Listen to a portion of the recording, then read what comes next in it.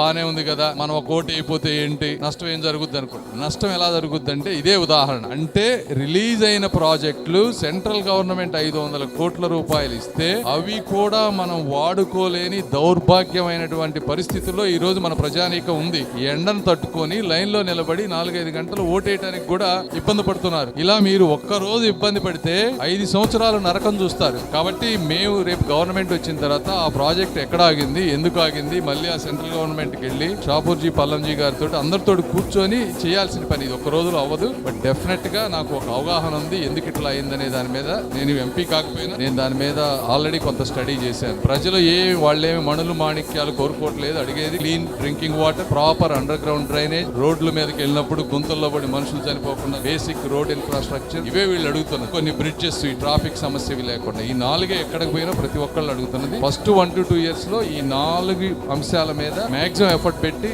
దాన్ని ఎలా చేయాలో చేస్తానని మీ అందరినీ తెలియజేసుకుంటా ఉన్నాను. Thank you.